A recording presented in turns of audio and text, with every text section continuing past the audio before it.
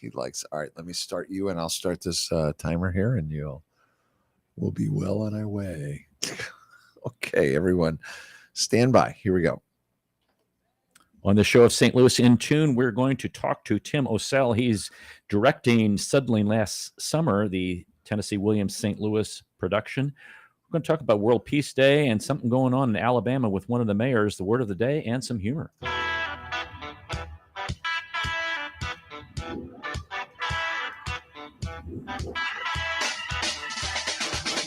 Greetings, listeners in Listenerland. Welcome to St. Louis in Tune with Arnold Stricker and Mark Langston, where we size up current and historic events involving people, places, and things in areas such as the arts, crime, education, employment, faith, finance, food, government, health, history, housing, humor, justice, and sports.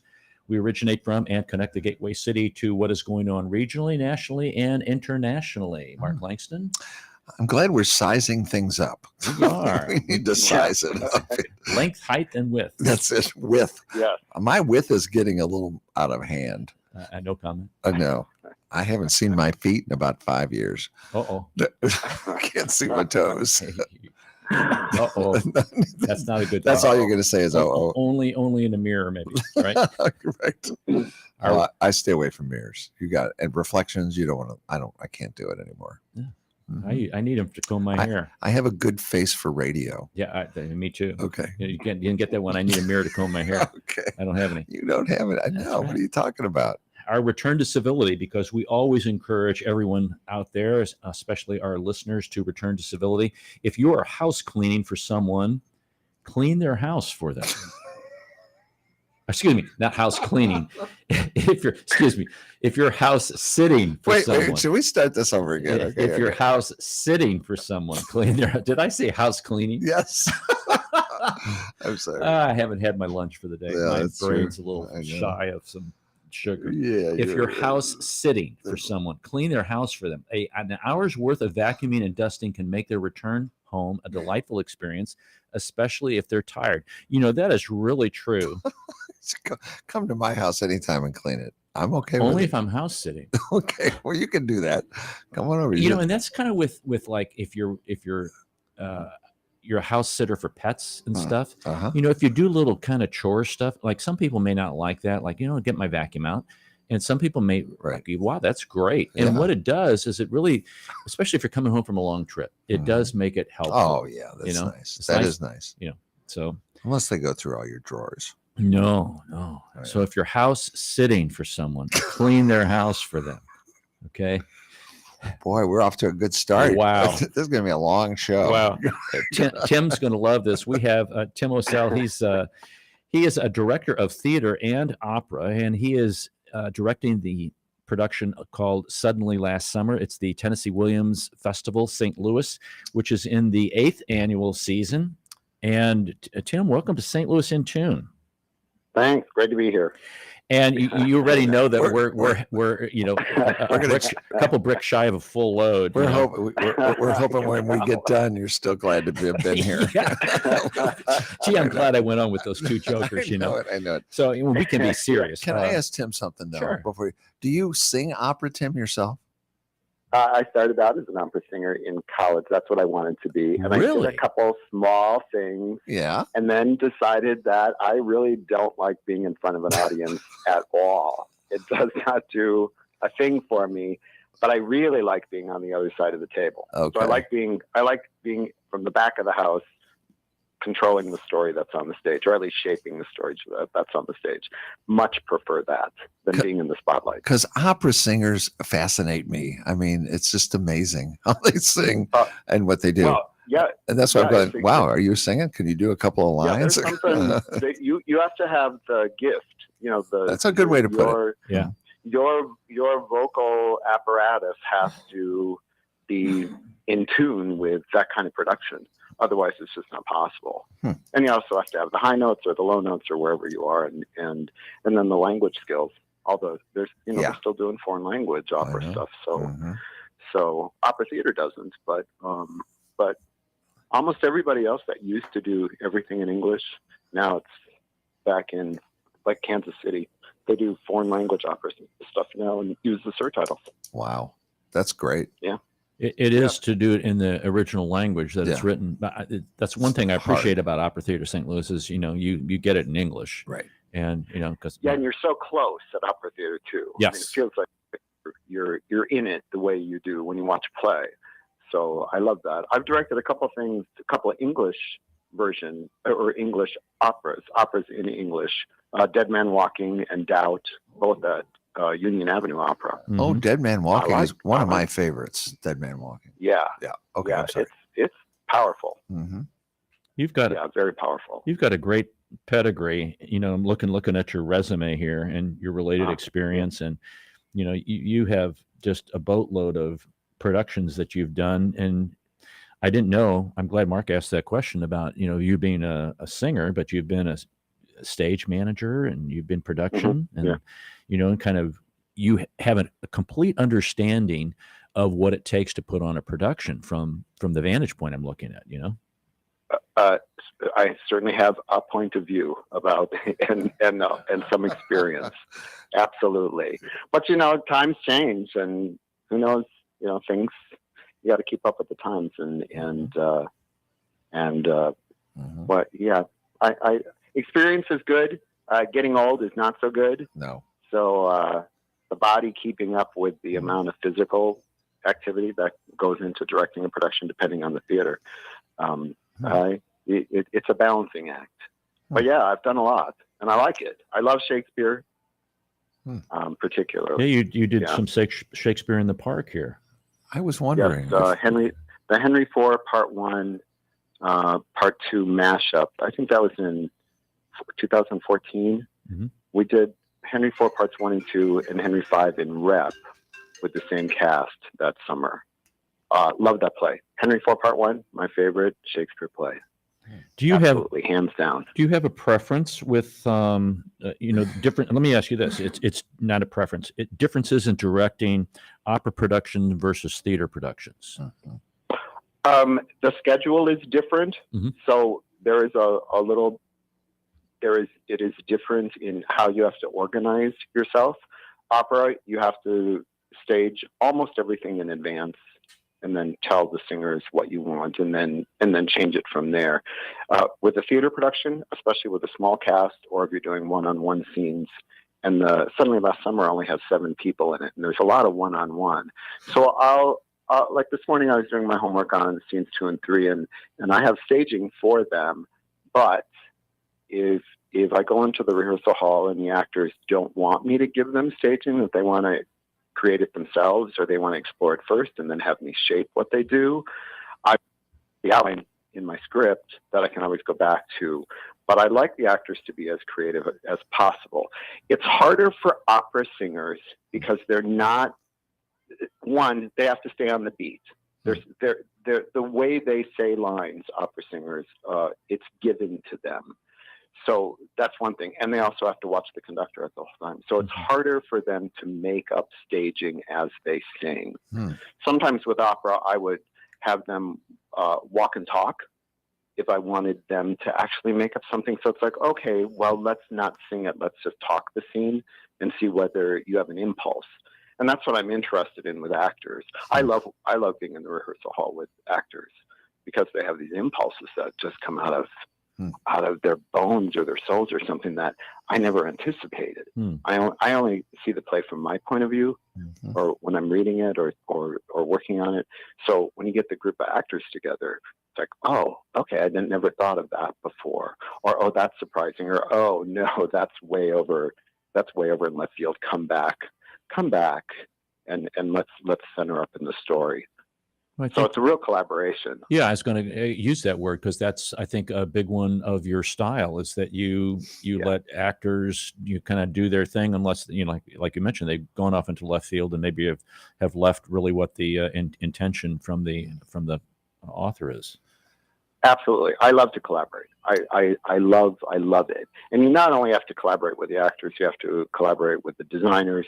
You actually even have to collaborate with the stage, not just the set, but the actual theater. If you're working in thrust, I work up at American Players Theater a lot, and the outdoor theater, the thrust of it, it's very strange because you got people wrapped around. There's almost 1,000 people. You have these aisles coming down. The sightlines are odd, so you have to work to make the play accessible to everyone in the theater as much as possible. I'm very democratic about that. Working at the Loretto Hilton, trying to work those side sections, both for the opera company and I've directed stuff for Webster University on that stage, and it's tricky. Thrust is very tricky. Yes.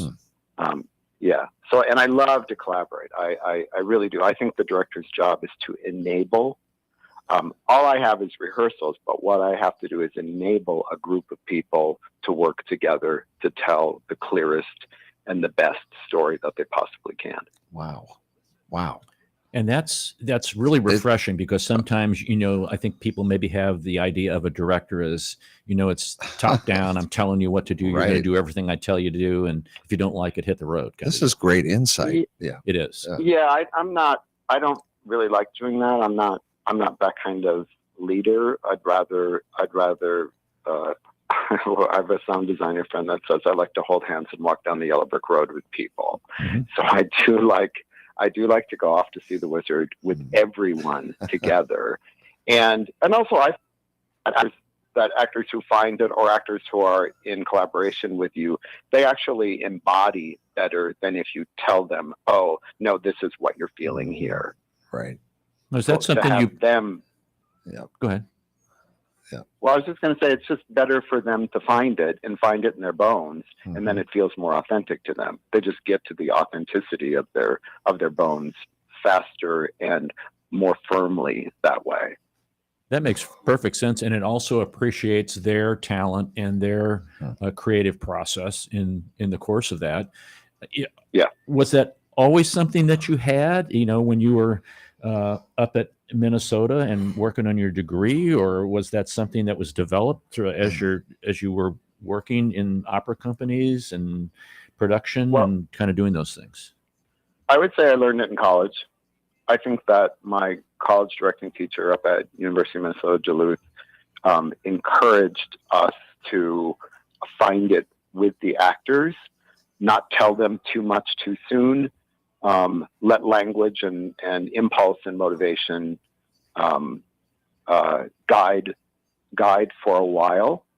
And of course, it depends on how much rehearsal time you have. That's another difference between theater and operas. Opera generally never has a lot of rehearsal time. Theater companies, it depends on the company, but usually you'll have more rehearsal time during a day, rather than 9 days of rehearsal for an opera or 2 weeks or whatever.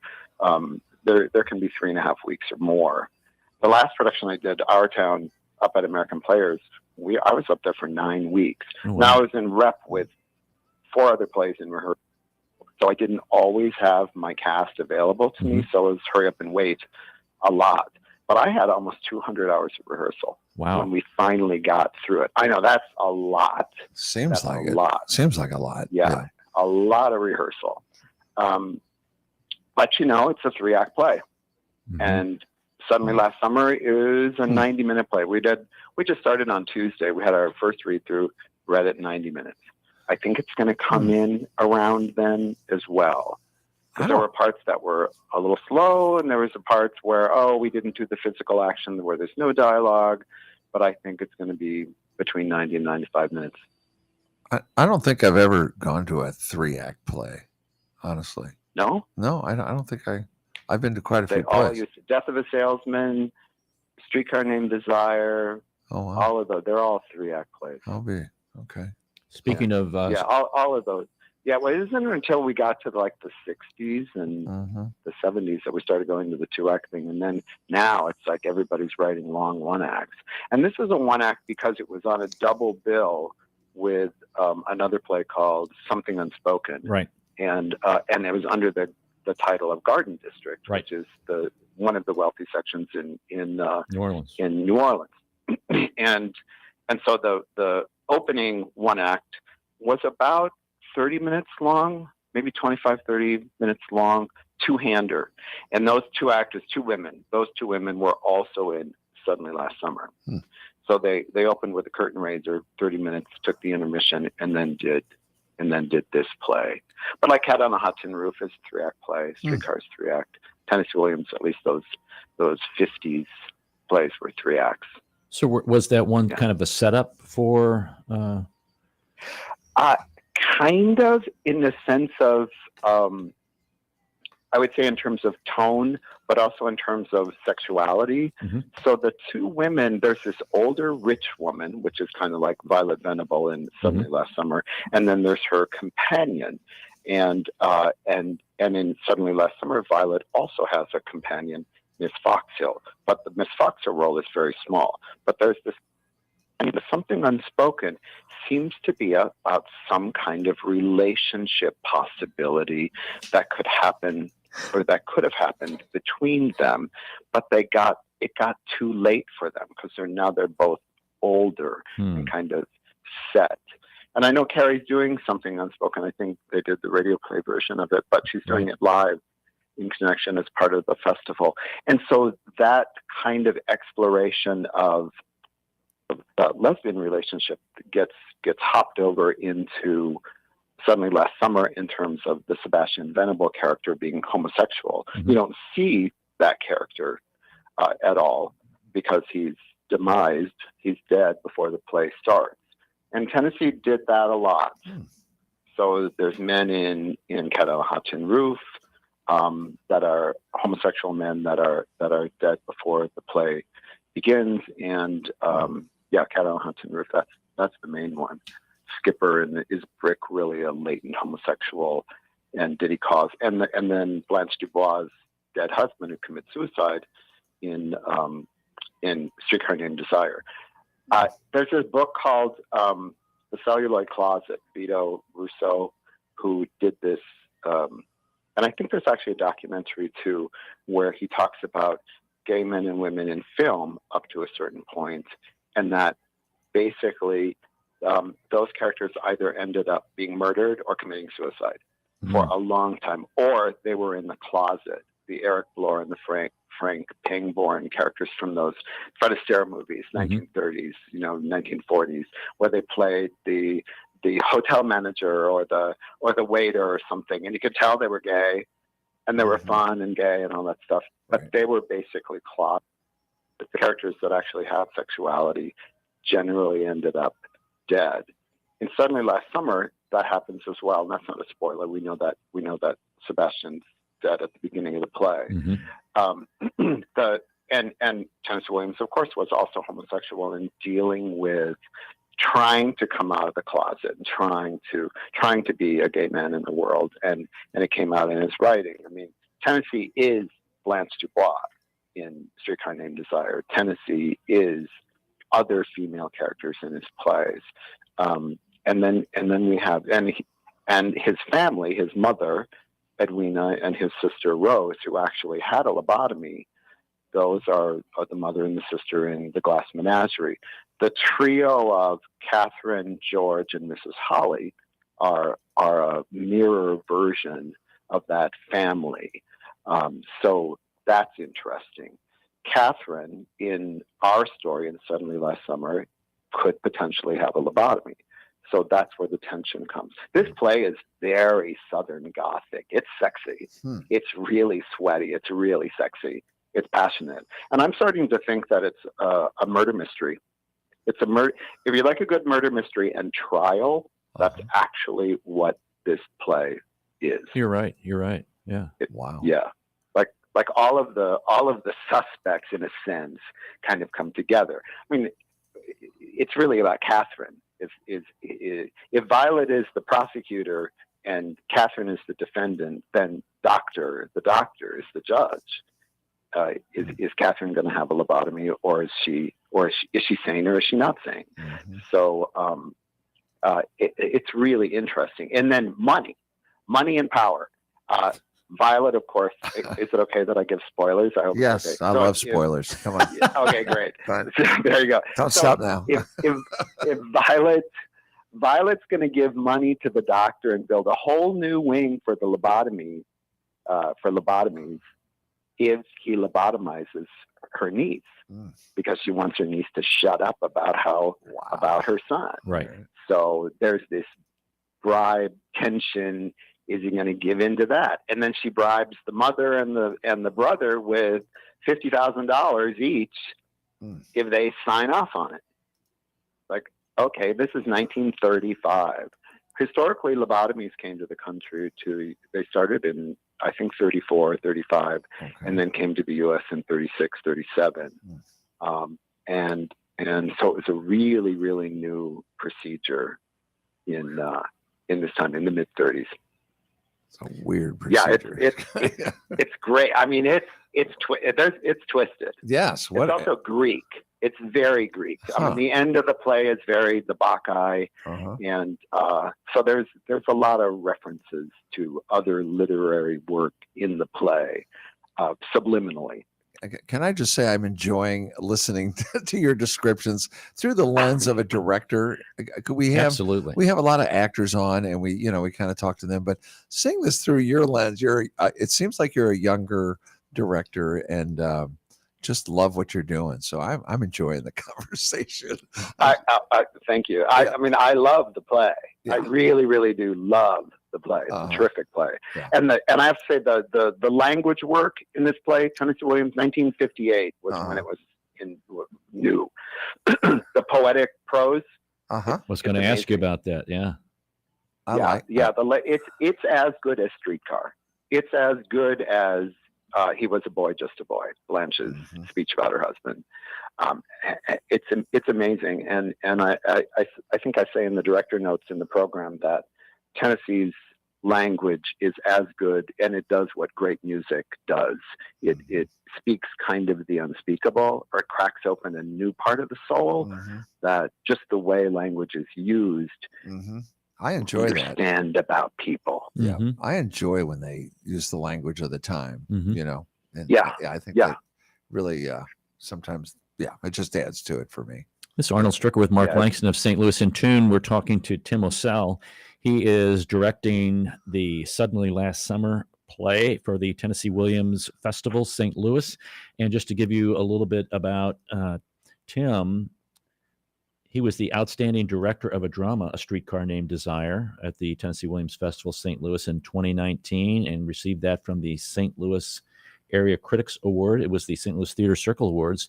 And you've gotten numerous awards, and like I said, your pedigree is crazy. I couldn't believe the number of plays that you have done in numerous states, variety of theaters, and really in theater and in opera. And you've really honed your craft and know what you're looking for. And with a collaborative relationship, I would imagine that your talent is pretty much in demand. I've worked a lot. Yes. Yeah. I'm getting old, so I'm slowing down a little bit. So I'm a homebody. Yeah. I like being home. Being on the road now is harder. I get that. And but I certainly still love being in the rehearsal hall with the actors and with the play. Now, examining a play with really good actors, it's mind-blowing. It's a drug. I get to sit in the rehearsal hall and I get to cry and I get to laugh and my brain is going 100 miles an hour. And basically all I do is think. I get to think. I think that's a director's main job, is to think. You sit there, and when something lies, it's like you just raise your hand and you go, wait, what? We got off track, or what just happened? Or maybe, can we make this clearer? So that's really what it is. I'm just in a sense, an educated audience member who wants to always be in the play. So that's what rehearsals are, is trying to keep the actors always engaging me in the play. Every word, every moment, I have to be kind of leaning forward into the play. I love it. I would think you're a unique director. I agree with that. I can see directors being like, no, we want to do it this way. I want you to try to come in this way and do it this way. No, a little more. It sounds to me like you let it happen. It's more organic. I hate to really use a word like that, but organic. And if I was an actor, I would appreciate that a lot more. than being. Well, and a lot of actors, they come in and they're clean slates, and I actually don't like that. I like actors to make choices. Mm-hmm. I think that's an actor's job, is to come in and make a choice. Right. That's why you hire them. Put their talent choices. To work. Now, yeah, and they want to work. But you can also suggest, you can also say, well, what if you did it rather? Let's do the 180 version of that, what you just did. And don't come on strong, but come on in hiding or something. I mean, there's so many ways to play a moment. Let's explore those, and I'm very good at saying I was wrong. I asked you to do something or whatever, and I was wrong. I'm also really good at saying I don't know. Yeah. At this point, I don't know. We have a bunch of different choices. Let's let it sit overnight, or let's let it sit for a couple of days and see where we are next time we go through it. Wow. And I actually trust actors that, especially when you get the whole play behind you, it's one thing to rehearse out of order or out of sequence or scene by scene by scene, but once you get the whole play running, the actors are it's gonna come from different places. They're gonna discover that. I'm not. I'm gonna view it, but they're the ones who are gonna discover it. And again, good actors, man, they blow me away. I want to explore that a little bit more. We're going to have to take a quick break, Tim, if you can hang on with us. We'll be right back for our next segment. You're listening to St. Louis in Tune with Arnold Stricker and Mark Langston on the U.S. Radio Network.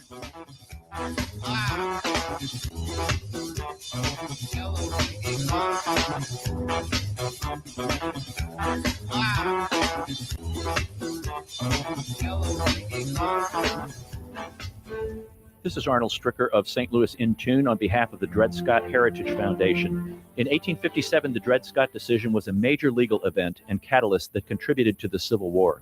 The decision declared that Dred Scott could not be free because he was not a citizen. The 14th Amendment, also called the Dred Scott Amendment, granted citizenship to all born or naturalized here in our country and was intended to overturn the U.S. Supreme Court decision on July 9, 1868. The Dred Scott Heritage Foundation is requesting a commemorative stamp to be issued from the U.S. Postal Service to recognize and remember the heritage of this amendment by issuing a stamp with the likeness of the man Dred Scott. But we need your support and the support of thousands of people who would like to see this happen. To achieve this goal, we ask you to download, sign, and share the one-page petition with others. To find the petition, please go to dredscottlives.org and click on the Dred Scott Petition Drive on the right side of the page. On behalf of the Dred Scott Heritage Foundation, this has been Arnold Stricker of St. Louis in Tune. At St. Louis in Tune, we strive to bring you informative, useful, and reflective stories, as well as interviews about current and historic issues and events that involve people, places, and things. We cover a wide range of topics, such as the arts, crime, education, employment, faith, finance, food, health, history, housing, humor, justice, and sports, and that's just to name a few. While St. Louis in Tune originates from the Gateway City and covers local topics, we also connect to what's going on nationally as well. If you missed any of our previously aired programs of St. Louis in Tune, simply visit stlintune.com.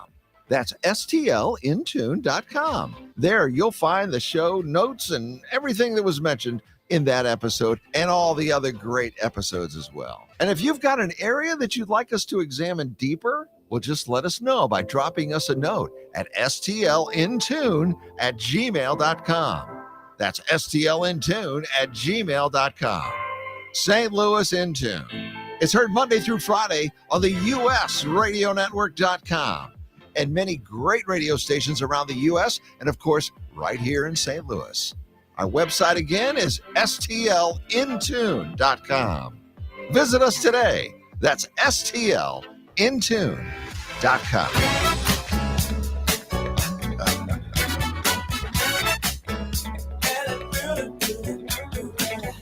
Tim's doing the happy dance here. Right? Yeah, absolutely.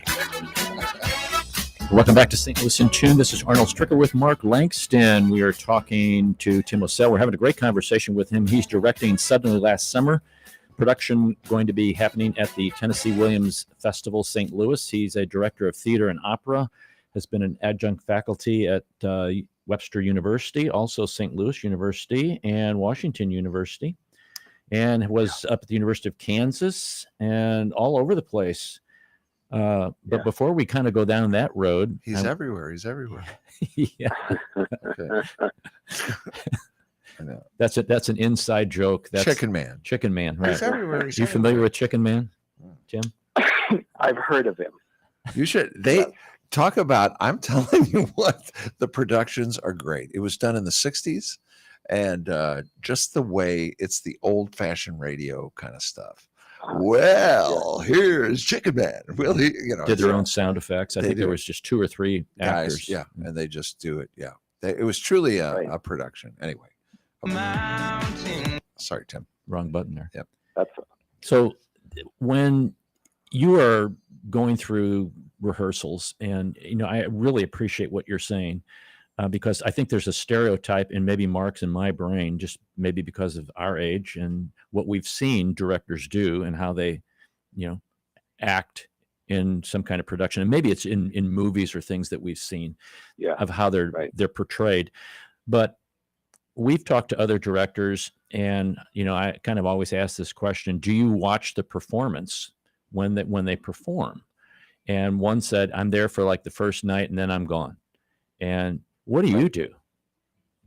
I'm there for the first night, and it depends on if it's an out-of-town thing and I'm going home. Like if I'm in Indianapolis, and after opening night, I come back. I want to go home, especially if I'm there for like 5 weeks or so. Mm-hmm. I just want to come home. Mm-hmm. Sometimes I'll get back. It depends on if I'm going on to a new job. Sometimes I've done 3 in a row, where you open one and then you start another play the next week, and then you open it and you start another play, and you have to get to where you're going, and it's tiring to do that, but you can't get back. The Our Town I just directed opened on July 2nd. Now this is happening, and then I'm going to try to get back. I have to go back. I'm directing King Lear next summer up at American Players, and I've auditions, but not until the last week of October. And by then, Our Town will be closed. It will have just closed, so I can't see it again. But now, anytime I want to watch the show, I can email the stage manager and say, hey, send me the link for the booth camera. Mm-hmm. Oh, nice. And I can watch it, in a sense, from the booth. Mm-hmm. And the stage mics, not that the actors are mic'd, but the monitors are mic'd for the booth and for the dressing rooms. I can listen to the show through that, and I can watch it from the booth. And I have to say that technology is incredible, because I can rehearse a scene or an act, run an act on the set or in the theater or even in the rehearsal hall. And the designers, we can film it and just send it to the designers so that they have a sense of what's happening with the actors, or how long a music cue might be, or any of that stuff. It's pretty amazing. Wow. I generally will go back once if it's something in town. Mm-hmm. But okay. It's not like I would go every night. I've seen it 8,000 times. I've seen it more than the actors. Right. Yeah. I have to be at every rehearsal. The actors don't. Right. True. That's a good point. Yeah. Good point. Yeah. See where I get a little And with opera, when you're rehearsing 10 to 10 with opera, it's like, okay, so you're going 10 to 1, 2 to 5, 7 to 10, right? The piano's going the whole time. These people, you're in this room, and these people are singing, and it's like, oh my God, I need to take a break. Yeah. Right. And I don't even like this song. Well, that does happen sometimes. It's like, why they write that aria so long? Do this? Yeah. Right. So when you're doing opera and you're kind of having to collaborate with the conductor also a little bit in some of this, how does that work back and forth? It can work badly, or it can work really, really well. It depends on how egocentric's maybe not the right word, but that's a great word. I think that's good. They got to check their ego at the door. Come on. Yeah. Well, it depends. I mean, and the singers as well. A lot of the singers have done the role more than once before they get to you. The conductors as well. They've conducted it in many places. They have an idea of how it should go. The problem with that is that they're not in the moment of my rehearsal or our rehearsal in our room, and that there might be a new idea or a better idea. Mm-hmm. Now, granted, the conductor, it's a hard job. They not only have to keep the singers together, they have to keep the band together, the pit down there, and they have to collaborate. They have to collaborate that way. So they're holding the forces together, and that's not an easy thing to do. But if you have a conductor who's interested in the theater of it, then that's an easier personality to actually collaborate with. Then you can actually have a conversation about, well, what is the story here? There are some conductors, though, that go, no, I don't know. The music says it's this rather than the story says it's this. So that gets tricky. That gets really tricky, depending if the singer, the singer can't act that, or they can't. I want to make the singer I want to make the singer enable the singer to give the strongest performance and most authentic performance that they can. And if they're trying to fit a square peg in a round hole, given whatever the tempo is, and tempo is the biggest. That's the biggest bugaboo when it comes to conductors. It's like, well, the singer's out of breath. They can't do it that slow, or it's too fast. They can't sing the coloratura that fast. Or, okay, so if it's going to be that slow, then what does that say about the character? If it's going to be that fast, what does it say about the character? And also, if everybody has to have their eyes on the conductor the whole time, well, they can't act. So that gets tricky. Yeah. That makes sense. In some place like opera theater or and opera theaters are actually the exception because it's a thrust. So you don't always have singers facing forward to watch the conductor. Now there's monitors over the two vomitoriums, so the singers facing to the side, let's say, they can see out the monitor out of the corner of their eye, the video monitor of the conductor, and actually thrust. And the opera theater configuration in the Loretto Hilton, it feels more like naturalistic acting because the singers can actually face each other when they're singing to each other or talking or whatever. Right. You can actually, it feels more real than the Metropolitan where everybody has to kind of face forward because it's 4,000 feet. Yeah. And it's kind of like the Muni. There's some things that I think work really, really well at the Muni, like 42nd Street, because it's a presentational thing. Not that those actors have to do that because they're on body mic, but that story is very presentational. Whereas something like, let's say, Rent is not as presentational, or that might be a bad example because there is some stuff that does feel forward in Rent. But maybe West Side Story, it's like, well, you really do want characters to interact with each other. It's tricky. It is tricky. And as you were talking about that, I was thinking how much more valuable your experience is as an opera director going into the theater and as a theater director going into the opera, and having done both. It makes your directing much more dynamic, and you really understand what you were talking about, the setting, the theater itself. You understand a whole variety of things that maybe somebody who's just doing theater directing or just directing opera would miss. And I can understand now why you have done as much as you've done and have had the success that you've had. And compliments to you on that. That's you're wearing several hats, and it's shown in the awards and the amount of things that you've done. So that's really cool. Thank you. Yeah. No matter what the medium, I always try to tell a clear story. And I want it to be engaging for an audience. And because that's what I want when I buy a ticket and go to the theater. I want to understand the story, and I want to be engaged fully. That's why we pay the big bucks, right? To go to the theater. I couldn't agree more. I'd love to. I hate it when I don't understand what's going on. Yeah. Yeah, me too. It's like, wait, what did they just do? I know. Why did the thing they just did contradict the thing that they did? Right. 10 minutes ago. That's why I like it when you do the spoiler alerts. So at least I have an idea what's going on. I don't miss anything. But yeah, I really like knowing what's going on. Yeah. Well, I got it. Suddenly last summer, the plot is very, you understand it. Right. And it's Tennessee Williams really talky, like Shakespeare, although Shakespeare's got those nice battle scenes, but very talky. There's some long individual sessions there. Oh yeah, when I go into a Tennessee Williams rehearsal hall, it's like this. I'm freaking out because it's like this is a lot of text, and they just sit around. It's like, well, how do we make this active? Okay, well let's do that. But it's talky. It's beautiful. Yeah, it is talky. Yeah, actually, good point. Yeah, and the characters are creepy and perverse and wonderful, and it's great. So it's their personalities. It's a big inside with Tennessee Williams. You got a big old soul inside with those characters. That's where all the movement is. You're watching these personalities. Are they going to fall apart or not fall apart? Right. Are they going to freak out or not freak out? Are they going to love or not love? What's happening? This is interesting. It is very interesting. Coming from his, from his perspective. Yeah, Tennessee Williams too. Yeah. Wow. Yeah. Tim, thanks very much. We've been talking to Tim Lascelles. He's directing Suddenly last summer for the Tennessee Williams Festival St. Louis. And folks, you can see that it's September 7th through the 17th. It's going to be at the Catherine Burgess Theater at COCA. That's the Center of Creative Arts, September 7th through the 17th. Tim, this has been a wonderful time together, and I appreciate you taking time. Yeah, I know. You're welcome. Got a little overtime here with you, but thank you. Yeah.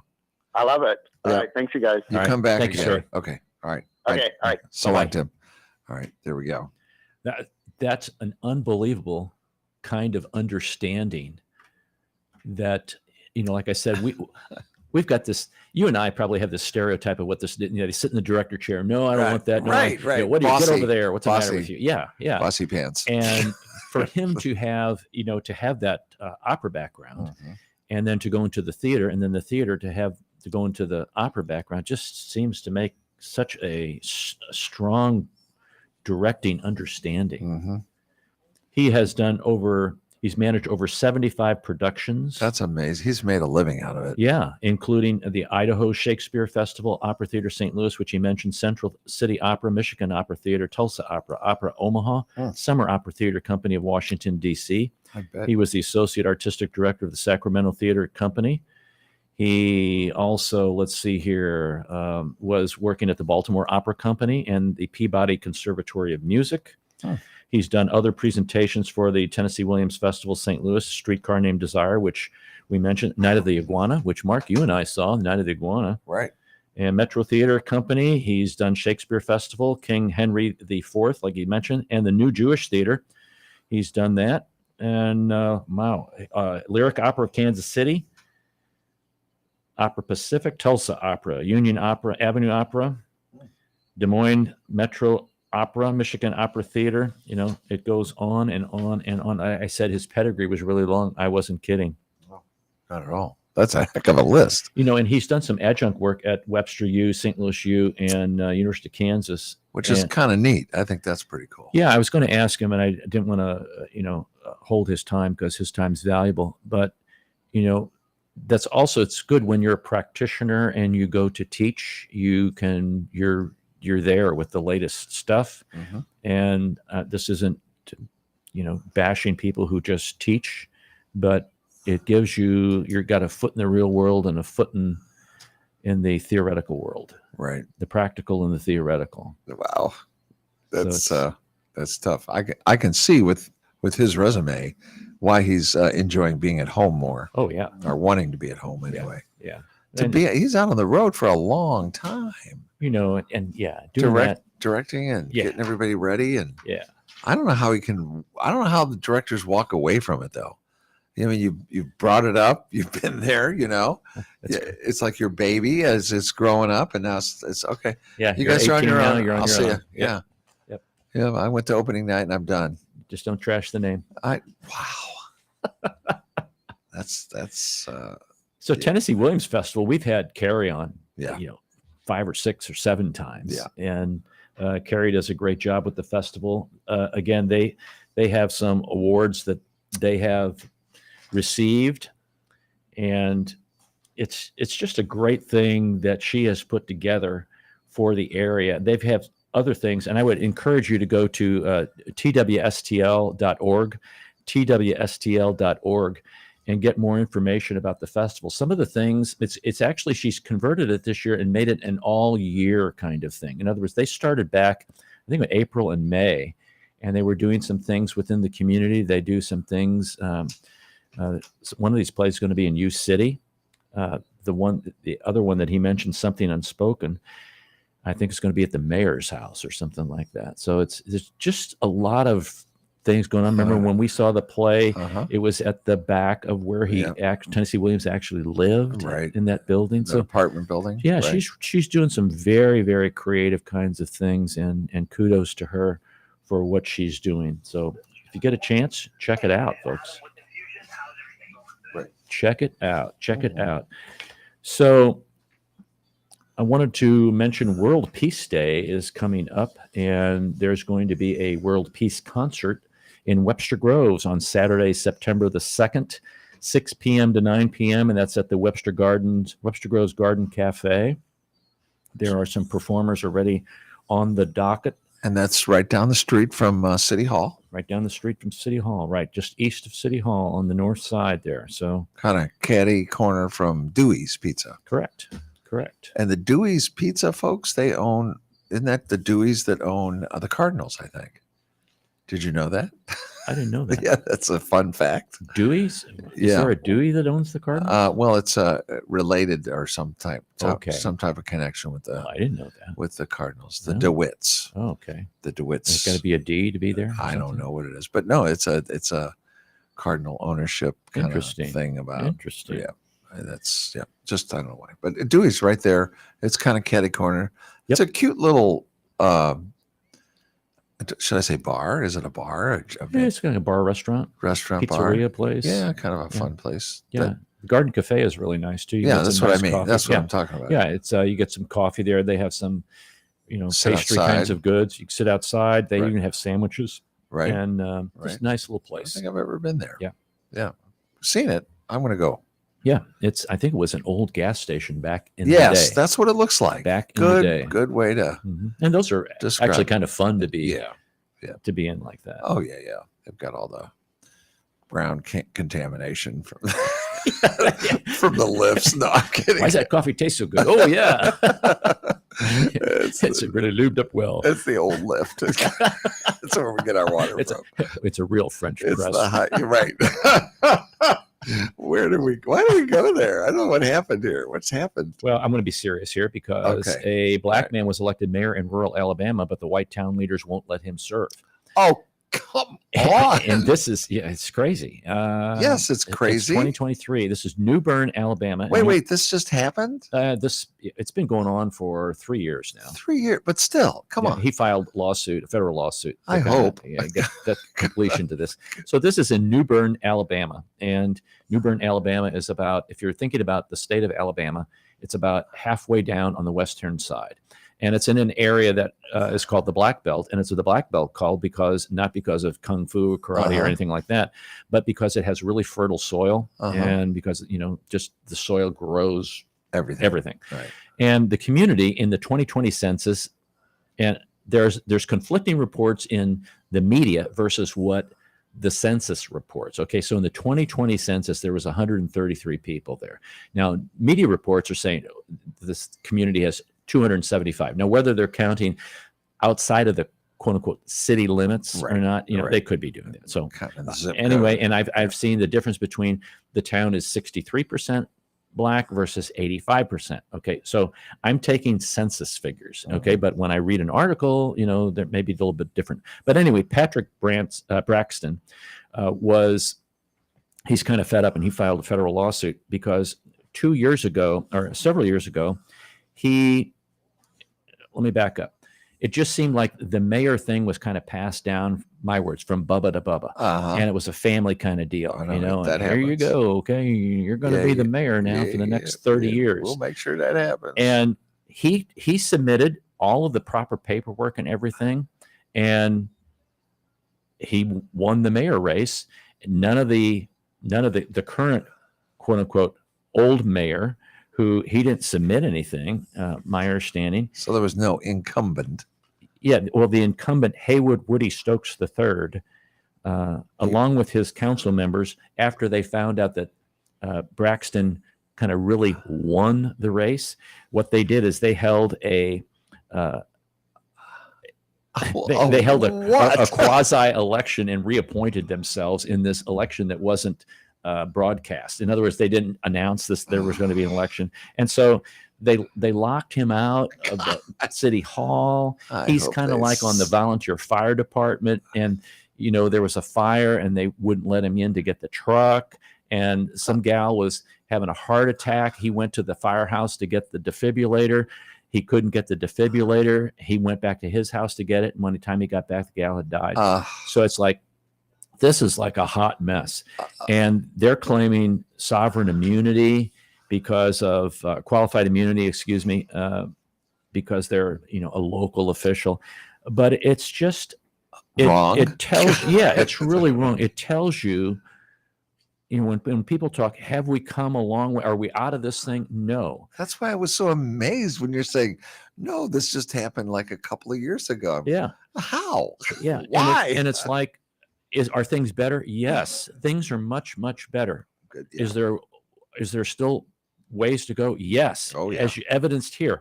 And I looked up, I thought this was interesting too, because as I was reading that, I was like, I remember some of these Southern flags, the state flags, they actually mimic the old stars and bars.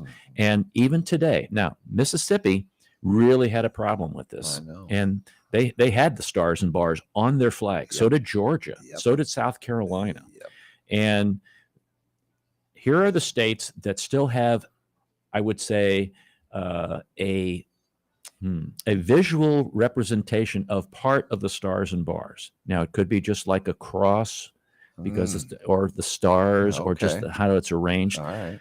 Alabama, no surprise there. Yeah. Arkansas, Florida has the interesting. Okay. Georgia, yeah, North Carolina, and Tennessee. Now Mississippi and South Carolina kind of cleaned Tennessee, up their act. Yeah, that's right, Tennessee. Yeah. So I'm saying that because it's like, what in the world? What in the world? Gosh, I don't know where to It's start. like putting all these Confederate monuments up. Look, y'all lost. I know. That's the y'all point. Lost. That's the point right there. All y'all lost. You lost. And Southerners understand all y'all. That's the plural of y'all. Yeah. It was. And it's not. It's like why can't we be friends? Okay, but we don't see statues of Hitler in Germany right now. No. It's so I'm just saying. It's like, come on, right. people. You lost that war. Come on. Or I'm going to quote our president. Come on, man. Come on, man. What's wrong with you, dude? I do see when I drive through mid-Missouri, I see Confederate flags. Oh, yeah. Flying. Up northern Missouri, like Little Dixie up there. Right. I don't understand anymore why that. I mean, I don't either. I don't. Heritage, I understand. Okay, you came from the South. You had this. That's heritage. Okay. Yeah. And you should be proud of that. Right. Now, I don't see anybody coming from Germany saying, I'm related to somebody who did this in the SS. In fact, you want to distance yourself from that. In fact, a lot of the German population still apologizing for the Nazis. Absolutely. For the Nazis and what they did to the world. Then you got your whack jobs, and I'm saying it. Yeah. Who want to be the neo-Nazis. Yeah. It's like, seriously, have you read history? Right. Right. What history did you read? Yeah. Let's move on with it. Yeah, I'm gonna move on to our word of the day. Oh no. Deltiology. What? Deltiology. It's the study or collecting of postcards. Deltiology? Deltiology is the study of collecting postcards. It comes from the Greek deltion. It means divine providence. No, that's something else. Sorry about that. Deltiology. How about that, folks? Now, are these postcards you send to yourself from, Or maybe you collect postcards. Okay. Because I do have, let me find it here. Here it is. Here's an example. Floyd Jordan is one of those people who would never confuse deltiology with scrutinizing college Greek week or studying deposits at the mouth of a river. Whatever is that? What are you? Did you proofread this before you did it? That's ridiculous. This made it. You see postcards like at antique stores. People collect those. I do. I do. Deltiology. It's collecting postcards. I collect for things, studying, but sometimes I don't collect like a specific, like a bunch of trinket things. I just collect stuff. Yeah. I don't think people send postcards anymore. Right. They just take a picture and, text it or, put it on Instagram. Right. There's no such thing. Or Right. Twitter or whatever. Oh, Right. excuse me, X or whatever it is now. Right. Right. But yeah, that's a whole nother show. Yeah. I know. I just collect stuff. Drives my wife nuts, Maria. You're a stuff collector. I know. Why do you keep bringing stuff home? Well, I showed her this one thing. I said, "Honey, what is this?" Something I found at a thrift store, and she couldn't. It was metal. It had two holes in it. Two, how do I say, long holes in them, and it had a cord coming out of it that you plug into the cigarette lighter. I guess that's what you call it, or the power outlet in a car. And I said, "Honey, what is this?" She's like, "I don't know, but get it out of the house. It's rusting." And I said, "No, it's a hot dog cooker for your car." Seriously? Yes. Wow. So that's those kind of things you want to collect. Okay. You know what I'm saying? I wonder what that's called. Hoarding. Hoarding. I think it's called hoarding. Oh. So that's my darker side. That's the side that needs a lot of room. Yes, it does. I know I had used all of my jokes up. I'm trying to quickly look for some here, but none seem to be showing up. What? This is our studio audience is here. That's the Pistachio Gallery. Yes, that's them. Okay. Well, drive an old car. Okay. Well, I guess maybe we'll just leave it there. Yeah, we're pretty close to the end. Anyway, it's been a great show. It has been. That was very fun talking to Tim, and a lot of great insights. And that's one thing I love talking about, talking with folks about stuff like this. Yeah. Is you really going to get the nitty gritty behind what they're thinking, and so when you go to see the play or the movie or whatever, you have a really good understanding of that. It's a way to go. Yep. All right, folks. If you missed part of this episode, stlintune.com, and check out some of our other stuff there. Yeah, it's all there, isn't it? It's all there. Every bit of it's there. Every bit of it's there. Okay. Have fun with that. That's all for this hour. Thanks for listening. Don't forget, when the Martians invade, there's only one race, the human race, and every one of us have different characteristics and is uniquely valuable, and that's especially true in Alabama. St. Louis in Tune is a production of Motif Media Group and the U.S. Radio Network. For St. Louis in Tune, co-host Mark Langston, I'm Arnold Stricker. Remember to walk worthy and let your light shine.